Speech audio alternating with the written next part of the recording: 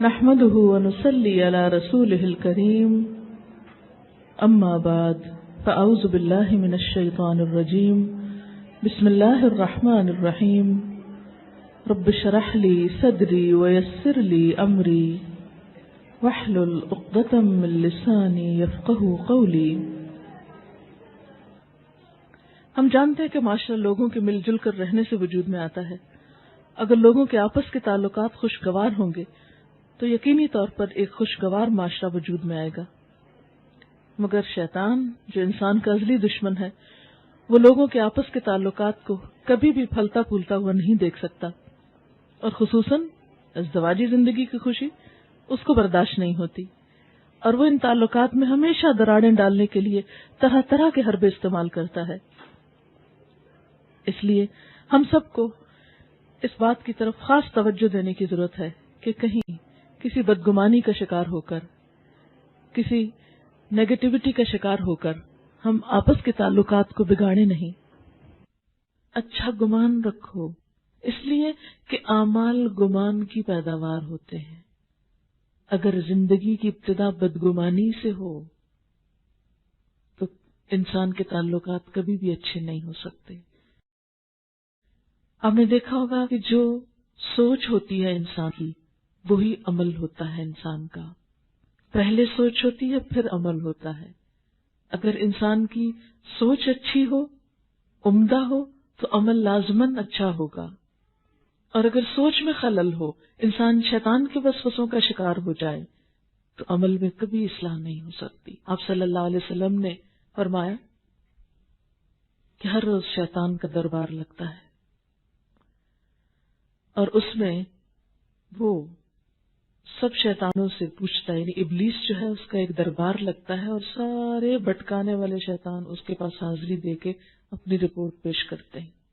وہ ان سے پوچھتا ہے سب سے بڑا کارنامہ کس نے کیا؟ ایک کھڑا ہوتا ہے کسی بہت بڑے غلطی کا ذکر کرتا ہے، میں نے فلاں سے چوری کروا دی، فلاں سے زنا کروایا، فلاں سے یہ کروایا، وہ کہتا ہے کچھ نہیں کیا، کچھ نہیں کیا، کچھ نہیں کیا۔ پھر ایک شیطان آتا ہے اور کہتا ہے میں نے شوہر اور بیوی میں پھوٹ ڈلوا دی، دونوں کے تعلقات بگاڑ دیے۔ وہ کہتا ہے شاباش، تم نے سب سے اعلیٰ کام کیا، اور وہ اس کے سر پہ تاج پہناتا ہے کہ دنیا کا بدترین کام شوہر اور بیوی کے تعلقات خراب کرنا، وہ کوئی بھی ہو، خواہ وہ ساس ہو، خواہ وہ کوئی اور انسان ہو۔ اور ہوتا کیا ہے؟ شیطان آتا ہے، وسوسہ ڈالتا ہے۔ مثلا ساس کے دل میں وسوسہ ڈالتا ہے، دیکھو تمہاری بہو تو سارا دن آرام کرتی رہتی ہے اور تم اس عمر میں بھی کام کرتی رہتی ہو، دیکھو یہ تو اس کو تو کپڑے پہننے سے فرصت، دیکھو اس کو تو پکانے کا ہی ڈھنگ نہیں آتا، دیکھو اس کو تو کوئی طور طریقہ، اس کو تو بات کرنے کا ڈھنگ نہیں آتا۔ اب آپ خود سوچیں کہ ایک میچور خاتون کہاں اور ایک چلبلی لڑکی کہاں، جس نے ابھی زندگی کی کوئی تلخی نہیں دیکھی، کوئی ٹریننگ ہی حاصل نہیں کی، ابھی تو پکانا ہی نہیں سیکھا، ابھی تو گھر کا رکھ رکھاؤ ہی نہیں سیکھا۔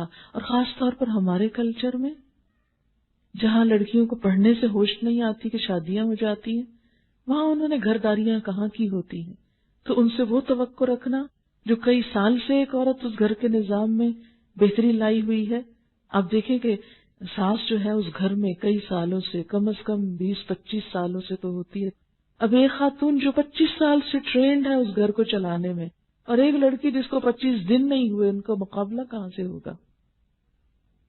لیکن شیطان وسوسے ڈالتا چلا جاتا ہے اور کڑھن اور جلن اور تکلیف پیدا کرتا ہے، لہذا وہ جلن دل سے پھٹ کے زبان پہ آتی ہے، اشاروں کنایوں سے بات شروع ہوتی، پھر تانوں پہ آ جاتی ہے، اور پھر لڑائی جھگڑوں پہ آ جاتی ہے، اور پھر ڈائریکٹ کرنے کی بجائے انڈائریکٹلی بیٹے کو اکسایا جاتا ہے۔ اسی طرح وہ بیوی کے دل میں آ کے وسوسے ڈالتا ہے شیطان کہ دیکھو تمہارے ساتھ بڑا ظلم ہو رہا ہے۔ وہ کہتا ہے اپنی ساس کو کمپیئر کرو ماں کے ساتھ، اور شوہر کو کمپیئر کرو باپ کے ساتھ، اور پھر وہ کہتا ہے تمہارا باپ تو اتنا اچھا تھا کہ ایک اشارہ ہی کافی ہوتا تھا، اور یہ دیکھو روز وعدہ کرتا ہے اور چیز لا کے نہیں دیتا۔ کبھی کوئی لڑکی شوہر کو باپ سے کمپیئر نہ کرے، وہ کبھی کامیاب نہیں ہو سکتی۔ باپ باپ ہوتے ہیں، ہم ان کی اولاد ہوتے ہیں، جو ان کے دل میں ہمارا مقام ہوتا ہے وہ شوہر کے لیے نہیں ہو سکتا، شوہر کے اندر نہیں ہو سکتا، کیونکہ وہ رشتہ دوسرا ہے۔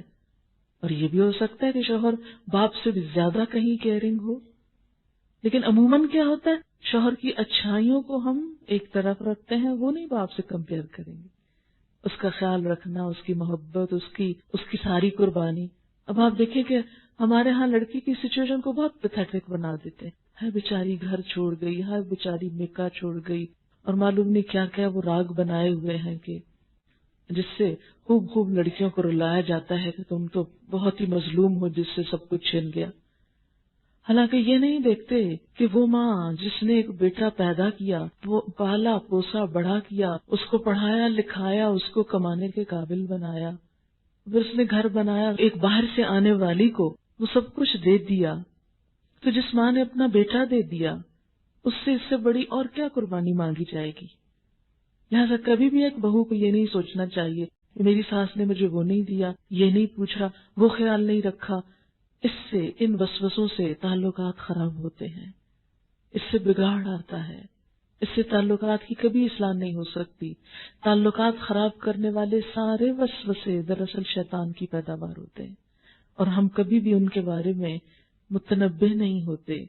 ایمان والوں کی صفت بتائی گئی، اذا مسہم طائف من الشیطان تذکروا فاذا ہم مبصرون، کہ جب انہیں شیطان کا کوئی وسوسہ چھو جاتا ہے تو یکایک ہوش میں آ جاتے اور وہ دیکھنے لگتے، نہیں یہ ایسے نہیں ہو سکتا۔ لیکن عموماً جب ہمارے اندر تقوی نہیں ہوتا، ہم شیطان کے وسوسے کو پہچان ہی نہیں سکتے، اس گمان کو یقین بناتے ہیں، اور یقین بنا کر پورے کانفیڈنس سے اس غلط بات کو پھیلانا شروع کر دیتے ہیں، حتیٰ کہ وہ ہر زبان پہ عام ہو جاتی ہے۔ پھر وہ سارے ہمیں ایک گواہی میسر کرتے ہیں اور ہم اپنے آپ کو ایک غلط طریقے پہ ڈال لیتے ہیں، اور اس طرح بسا اوقات زندگی جہنم بن کے رہ جاتی ہے۔ تو یاد رکھیں کہ یہ سب سے بڑی ابلیسی کوشش ہے، شوہر اور بیوی کے تعلقات کو خراب کرنا، خواہ وہ کوئی اور عورت ہو جو کسی عورت دوسری کا گھر خراب کر رہی ہو۔ بسا اوقات ساس اور بہو کی بہت اچھی بن رہی ہے، شوہر اور بیوی کی بہت اچھی بن رہی ہے، لیکن ایک اور عورت شوہر اور بیوی کے درمیان ٹپک پڑی ہے، جو عام طور پہ ہمارے معاشرے میں ہو رہا ہے۔ اور یہ ظلم بھی عورت پہ ڈھا رہی ہے، جو گھروں کو برباد کر رہی ہے۔ شوہر اپنے بچوں کو، اپنی بیوی کو، باپ اپنے بچوں کو بھلا کے ایک اور عورت کے عشق میں گرفتار ہو کر اپنی ساری ذمہ داریوں سے غافل ہے۔ یہ چیز بھی بچوں اور بیوی کا مستقبل تباہ کر کے رکھ دیتی ہے۔ لہذا کوئی ایسی کوشش جو ان دو کے تعلق کو خراب کرے وہ ایک شیطانی کوشش ہے، اس لیے کہ جب ان دو کا تعلق خراب ہوتا ہے تو صرف دو افراد نہیں، دو خاندان ملوث ہو جاتے ہیں، دونوں کے والدین، بہن بھائی، سارا قبیلہ متاثر ہوتا ہے، انسان کی عبادت، انسان کا اخلاق، مزاج، ہر چیز بگڑتا ہے۔